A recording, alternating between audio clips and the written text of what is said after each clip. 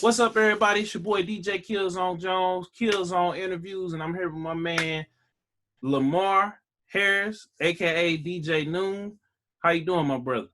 Man, I'm doing all right. Slow motion, one day at a time. Happy to be here. Yes, sir. Yes, sir. Yes, sir. Hi. So, I asked everybody, how they been doing during this whole quarantine and chill and everything, man. How you been doing? I've been doing all right, man. It's an adjustment, just like anything else. Like obviously a lot of my work is pretty much gone at the moment due to the fact of everything that's going on with the epidemic. So, when in trials and tribulations, you have to just adjust and be flexible and keep on pushing. So that's just what I'm doing, one day at a time. Okay. So I actually didn't know until I did a little digging that you, Lamar Harris, and DJ Nune was the same, because I've seen you do a lot of different events around town. And then I met this brother face to face at the Wizards Wagon. And shout out to them, because definitely shout out to them. They in the same boat a lot of us are as far as this whole quarantine situation. We can't say what it is, because they'll flag us and knock us off of YouTube and knock us off of Facebook, Instagram, and all of that. But you were doing the in-store promoting the Soundwave Comic Expo, and then that's how we end up getting in contact. And then, I was initially just there to cover the event and take pictures and take video and stuff like that, and which is up on my YouTube and my Instagram right now. At DJ Killzown Jones. You asked me to be on the panel, so I'm like, I looked over to the left and to the right. I never had nobody ask me to do a panel. So, that was a great experience. We had about like 10 or 20 people come in and out of that panel. And that was in the theater we were at Doc Zack. That was with the what is it? I forget who are they with? With Vintage Gamers. Yeah, no, not actually. Not. I'm talking about the whole space. I'm trying to remember this. Oh, the Kransberg Art Foundation. Yeah, the Grand Center. I'm tripping. Yeah. I can't. I'm trying to remember the whole entity of the whole entity that owned the facilities. So, how did you? So let's get right to it. How did you get started started off as a DJ, and how did you end up being not only a DJ but a producer, an event manager, a consultant? Like this is a man with many hats right here. So kind of give us the backstory and bring us up to where we at today. And let me try to keep it brief with cliff notes as best as I can. Me and a friend of mine named Mo Edgerton actually had a group called Urban Jazz Project, where we actually did live house music. And one of the places we were playing at was this one club down on Lindell. And somebody had said, hey, you guys need a DJ with you, and I'd be able to give you some extra nights. And we knew a few DJs that played house music, and I was like, well, you know what? I'll just go buy a controller. I think I can do it myself. And I bought a little M-Audio controller, and was doing it for a second. And another friend of mine by the name of Kevin Johnson was like, hey, you should do my house party. I'm like, all right, cool. I mean, I ain't never done a house party. So I'm like, I figured it'd be cool. Wait a minute. Let me stop you right there. The Kevin Johnson on the Posters batch? Okay, all right, keep going. Yeah, the Kevin Johnson on the Posters batch. So when I think it was probably like one of the only gigs that I've done that I actually DJ'd from 9 o'clock at night until about 6 in the morning. And I never had like been that focused ever in my life. I didn't have a drink. I didn't use the bathroom. I didn't do nothing except DJ and try to keep the party just moving. And it was close to about over like 2,000 people in that house, like coming throughout the course of the evening. And out of that, another friend of mine, something happened, and she was like, hey, so-and-so and them need a DJ for their wedding. I'm like, I've never DJ'd a wedding before. Well, they liked you at Kevin's party, you'll be fine. So I was like, man, I can't be using this little small controller. Called another friend of mine, DJ Uptown, and I was like, hey, I need to get some turntables. So I ordered some turntables, got them in on Friday, used them that Saturday at the wedding. Next thing you know, bam, off into the races. I got asked to DJ at Lola and was allowed to DJ there. In between there and the Delmar Lounge is kind of how I got my DJ footing and stuff like that. And how long ago was that? Because both of those establishments are gone. Man, that's St. Louis history right there. But like that'd have been 2009, 2010. Oh, okay. So technically, yeah. I've been DJing for like 10 years. And while I was at the Delmar and at Lola, I was like, man, let me do something a little different and try to combine like putting the music and playing at the same time together. So I just started and just kind of got my footing at that. So that's how my setup grew to be like, turntables, a controller, keyboards, trombone, flugelhorn, slide trumpet, tuba, live drummer, bass player. I've been a producer, producing music for years, and playing with a lot of different groups. And, I just kind of just kept doing all of that. Got into consulting in 2015 when I decided I wanted to do more things on my own. Sometimes, in this industry, you're able to do certain things, but you're always working for everybody. And they put limitations on everything, and you can't do this and can't do that. So I decided, well, let me just try to see about just consulting about producing more events and bringing in more sponsors and trying my hand at that. So I started Mindspeak Consulting in 2015, and then the rest is kind of history. Okay. So when you develop Mindspeak, so like I saw also that you were DJing all around the country, and then I saw you DJ. I went to your Instagram, before we linked up for the con and then for the expo, and then here recently that you got invited to DJ out at BlurredCon. Didn't DJ at BlurredCon. I actually did a panel at BlurredCon. Oh, okay. All right. Because I seen the flyer, and then I got that confused. So you did a panel at BlurredCon. Yeah, that's quietly on one of my goals to be able to DJ at BlurredCon. They've got some pretty good DJs that are on the East Coast out there, man. So I've always been like, man, we got some good DJs here.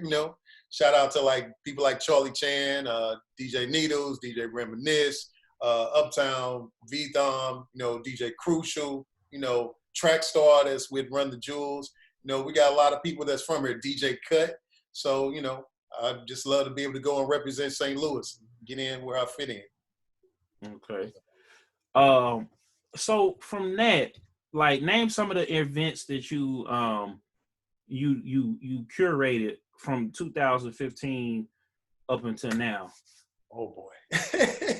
I did an event with this group called Genesis Jazz Project, where we did an event at Union Station where we partnered with them, and we actually hosted like a big band with b-boy dancers, also featured vocalists like Don Weber, Anita Jackson, myself up there, tooting the horn. I also did an event with, what's my man's name? Trying to think of the name of his company. Teddy B, the photographer. We actually did an event called Silent Noise and raised money for a lot of wonderful organizations. What else? Soundwave Comic Expo will probably be the biggest thing I've done to date, minus another event called Superheroes of Blackness, which I did in 2017. And you talking about doing something you have really no experience in. I always wanted to do something with music, theater, fashion, all together in the same melting pot. So I produced a whole musical. The script was written by a young lady by the name of Lois Hicks out of Chicago. David Gordon, I met him, and he actually animated the character. It was the first event I've ever done where I actually started learning about animation. So we actually had a for real live animated character that we built a whole theater production around with a live band, with actors, and with fashion designers. Shout out to Nyla Coleman, who designed the costumes for that. I had no clue of what I was doing. But it turned out cool, turned out great, which actually set the stage for me being able to do Soundwave Comic Expo. So. Okay, so in doing Soundwave Comic Expo, because you had over 3 days of events. You had a burlesque show, you had a comedy show, you had a what was it, like an R&B concert? Because it was so much that was going on, and I was in the midst of like working, and I couldn't catch all of it. I just made sure I said Saturday, boom, great. I'm gonna make sure I'm there, and then make sure that I get there early enough and stay late enough to talk to network with everybody. So it's still people I gotta reach out to, and I thank you for that opportunity. Oh, no, man, I appreciate you even coming through. We did an event on Friday night with comedian Larry Green, and he always does an annual event every year, but Baby, I Love You. And this would have been part 6. So again, I've never done a comedy show. So, we, got together, was able to have Carlos Scooter Brown as the musician / DJ. We had well over 100 people at the event. About like 150. So we were excited about that. Saturday was the actual expo, but later on that night, we actually had another big, at first it started off with a big band burlesque thing. Then we had some conflicts come up. So it actually became like my quartet featuring Deanna Danger and several other burlesque dancers from St. Louis. Then upstairs, we actually had DJ Reminisce and DJ J-Mo. Shout out to the Soulician DJs. That were upstairs spinning. So it was kind of crazy. One of the things that was featured was the Wakandan throne that was upstairs that I'm sitting in now. That's like, I ain't have nowhere to put it. So I just put it inside my house. Mm-hmm. So, what did you learn from doing the expo and putting it all together and like, cause it was massive, the scope of it, how you had it laid out, and everything kind of went down with little to no technical difficulties. Cause I was like, I'd never seen one brother put on an event. Cause we got BlurredCon and they got DragonCon down there in Atlanta, and they got different other conventions, but just to see somebody from my own backyard in St. Louis take an idea and then blow it up this big, it was very inspiring to see. Man, and I didn't even tell people, actually, in between the con, in between the night events, I actually went and did a gig for Slew. So we dipped over there, played for their soul food thing, and then dipped back and, then kept playing and went upstairs and DJ'd. So one of the things I learned is this S on my chest is not real. You definitely need like people surrounded by you, which I actually am blessed and fortunate enough. I had a good team of people that were helping me.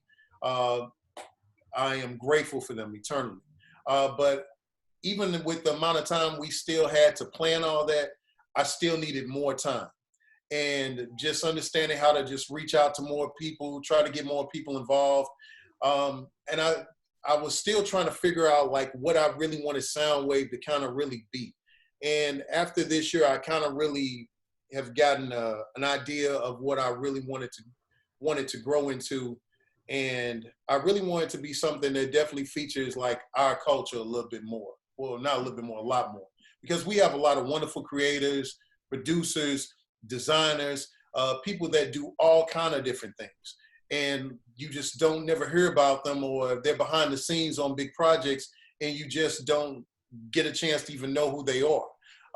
One good example is one reason I'm always eternally grateful to Wizard Wagon. They put me on to a lot of different people that write a lot of different comics that I didn't know that were African-American that were writing all these different comics. So, being able to bring these people to life, even like this throne here. This throne was actually made by a couple in St. Louis, Peter and Marjorie Spack. They do pretty much most of the work for the Nune, Shakespeare Festival, you name it, the Repertory Theater. They do a lot of the set design. And, in my opinion, still one of the most underrated designers in the Midwest. Falia Davenport, who actually did the costume designs for the Hall of Heroes. I mean, wonderful designer.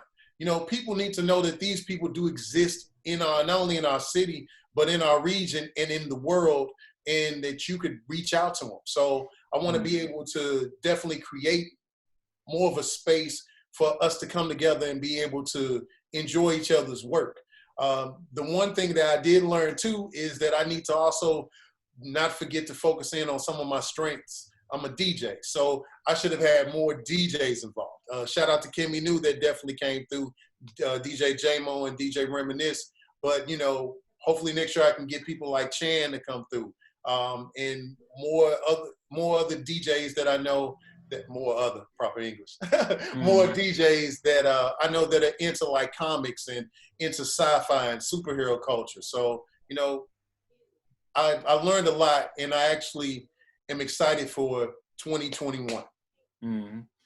And you actually lit the fire underneath me, because I actually had, before everything kind of broke out and slowing everything down, I actually decided that I was going to dust off the turntables and do all of that. It was actually kind of helped because I'm saving a lot of money. So once it is over and I can go back out there and work and get all the equipment, I got some places lined up, and I wouldn't mind. And I actually know some brothers from out of town who do like anime rap. I know other brothers who like I know you know who Mega Ran is. So, you know, definitely, you know, to make next year bigger, I want to be, you know, with your blessing, of course, recommend certain people, you know, not saying that we gonna get them, but just to put you on to some more people. And I definitely like, and me and Fleet, shout out to Fleet at Wizards Wagon, we always talk about this all the time, about building this area, because there are a lot of different, there are a lot of brothers and sisters that like, and that are into, you know, blurred culture, anime and otaku culture, video games and stuff like that, that I think is overlooked. And right now in the city, you know, we need more positive outlets, because all the other Black spaces, most of them have gotten shut down. So I appreciate you for coming in, Lamar, and kind of revitalizing it, because it kind of happened right up underneath my nose. I kept seeing your name, and I'm like, DJ Nune, who is he? Because once I heard DJ's name, because I came up in a DJ household, I kind of try to find who they are. And then it was like, I got to a point where somehow we end up just meeting, you know, because I had got it in my head, because I wanted to come in and do some things with Wizards Wagon. So that day that we met, I was actually talking to Fleet about that. Well, the day that I found out that you were going to be there, and I made sure I came back, because I'm like, oh, this is going to be awesome. And it was really, really a blessing to be a part of it. And it was a blessing to experience it. And it seemed like I was happy that we had, like, all our vendors had a good time. They made some money, which is another thing too that I definitely want to do, is support more minority businesses and more businesses in our area. And we just need more events that allow us to be able to network together and be able to, you know, get to know each other a little bit more. And that's not beating everybody upside the head to be a part of and stuff.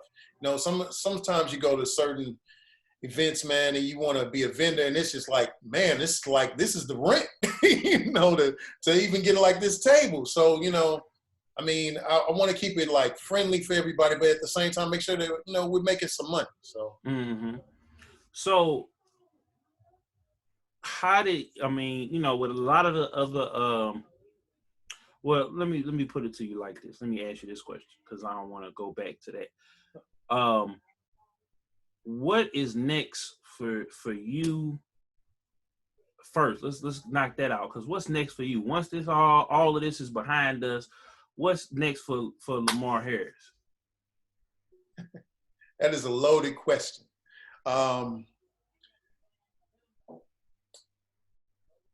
honestly just don't know. I mean, it's one of those things where I try to plan as much as I can in advance, but we don't really know how this thing is going to shake out. I know moving forward that I don't believe that everything's going back to normal. That's not going to happen. So, you know, some adjustments have got to be made. just trying to see like where am I going not only as a DJ, musician. It's going to be interesting to see how theater kind of rebounds because I actually do a lot of music directing in theater and production for a lot of companies, and I don't really know how that's really going to shake. So I'm trying to think ahead of the curve as best as I can and trying to see what we can do to like push the envelope.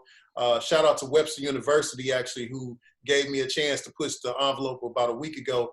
If you didn't get a chance to check out that live stream I did for their virtual iFest, you should, because it was like a lot of world music. We had the green screens going, images and different things happening. So we were excited about that.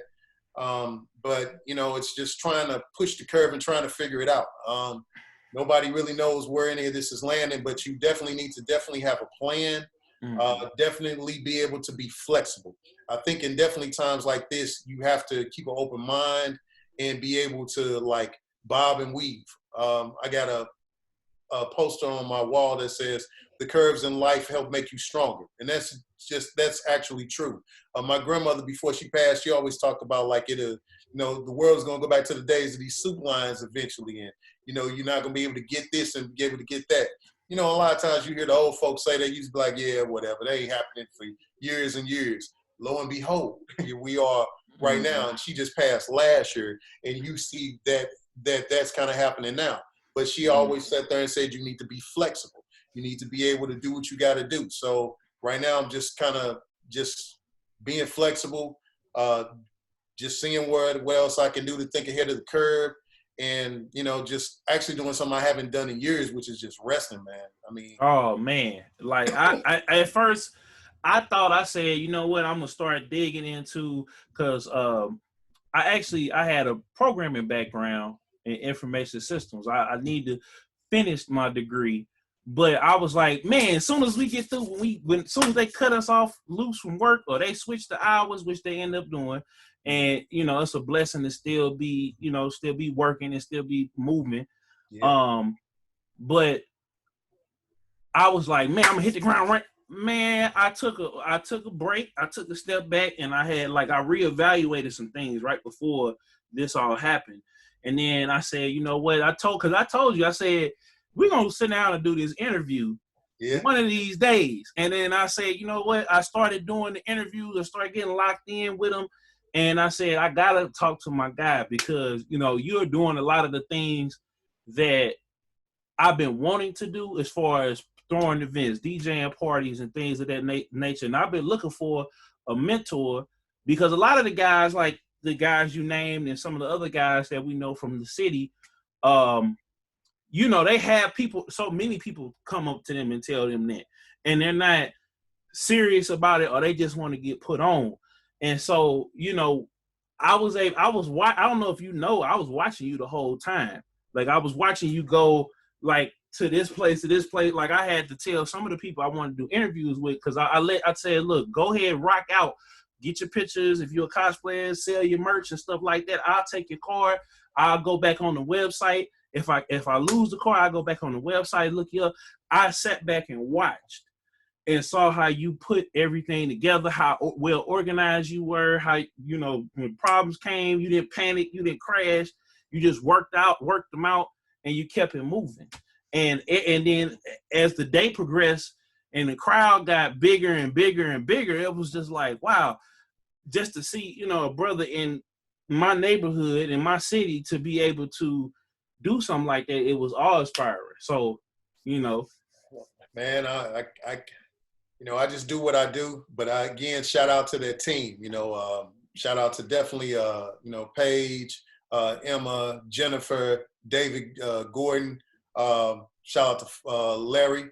I mean, you know, people that were definitely helping behind the scenes. And, you know, I just do what I do, is just like, you know, I just get in where I can and help out as much as I can. You know, I'm not the type of person, well, it's your event, you should be sitting back, relaxing. No, I need to be doing something. Mm-hmm. You know, that's just, you know, a lot of people didn't know, like Friday night, I actually, I ran the sound and the lights for the comedy show. So it was like, you know, that's just what I do. And then, you know, went upstairs and, you know, DJed along with Scooter. So, you know, I mean, that's just what we do, man, you know. And, you know, I always encourage people, just Do what you see in your head and execute your vision, because everybody's vision is going to be something different. It could be a gang of DJs, but all of us are not going to DJ the same. The same thing with producing events. Everybody's not going to produce an event. Me and you are going to produce two totally different events because your vision may be different than mine, which it's nothing wrong with that. But you got to be true to your heart and follow your vision and follow what's in your heart. Definitely. Is there anything you want to let us know that you know, anything that you're working on, any, you know, words of encouragement, anything that you want to let the people know before we get out of here, Lamar? And where can everybody reach you? Well, definitely follow me on IG, Twitter, Facebook, Lamar Harris 314. Visit my website, thelamarharris.com. If you haven't, follow us on Soundwave Expo. It's SWCX314, Instagram, Twitter. Be on the lookout for some awesome things that we're getting ready to put in motion. Somebody's like, you seem like you ain't put up no content in it. I know, I'm taking my time, making sure we get it right. So when we go, we're gone. So definitely start following us now. Sign up on the website to get the notifications, and just be a part of what we got going on. During this time, stay encouraged, man. You know, that's the main thing I can tell you. Just stay encouraged. I know it's rough, and I know it gets rough. And sometimes change is not convenient. But that's why it's called change. It's not supposed to be convenient. But at the end of it, it's going to make you stronger if you stay in there. And just, you know, stay faithful to yourself and your mission. That's one reason I love Batman. Batman is one of those characters that he's focused in on the mission. At this moment, our mission is survival and making sure that we can just keep pressing to the other end of this thing. So just stay humble, stay focused, and keep it moving. Well, I thank you, Lamar, for coming on. This has been another episode of Killzown Interviews. Lamar Harris, aka DJ Nune, and we out of here, y'all. Peace. Later.